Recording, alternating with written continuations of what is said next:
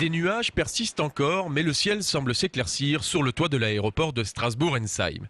Difficile de combler la perte de 900 000 voyageurs depuis l'arrivée du TGV Est, mais la plateforme aéroportuaire semble aller mieux. Le point avec Thomas Dubu, nouveau directeur du site depuis 3 mois. L'aéroport a su stabiliser son activité, revoir ses charges pour arriver à un niveau d'équilibre un petit peu plus bas que ce qui était du temps de la grande ligne de Paris. On a de vrais espoirs et une embellie, de bons résultats qui se profilent et on fait tous nos efforts pour que ça perdure. Et les efforts, ils sont clairement dirigés vers les vols vacances. Objectif, diversifier l'offre, attirer les tours opérateurs, les compagnies. En 2009, le trafic vacances représentait 108 000 passagers.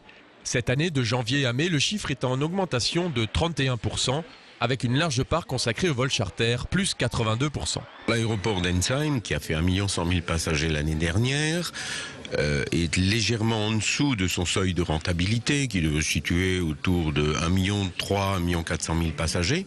Il est donc important que nous fassions tous les efforts nécessaires pour grappiller ces quelques passagers qui nous manquent aujourd'hui. 70% du trafic est un vol à faire et nous faisons donc des efforts pour ce que l'on appelle les vols vacances ou les vols charters, les propositions à différents endroits pour aller au soleil, pour passer une semaine. Parmi les 9 tours opérateurs présents à l'aéroport, Marmara développe ses actions à Strasbourg depuis 2009. De nouvelles destinations sont programmées en 2010.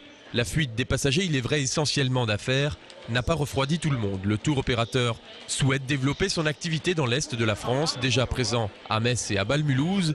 Il souhaite faire de Strasbourg la première plateforme du secteur. Les chiffres pour l'instant sont très bons puisque nous pensons doubler le nombre de nos clients au départ de Strasbourg cette année.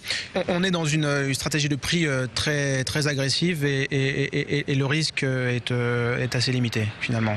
Stratégie de prix à la baisse, politique d'offres variées, l'aéroport de Strasbourg tente de trouver un nouvel élan dans un climat économique toujours difficile. Après un début d'année prometteur, la période estivale avec son lot d'enseignements.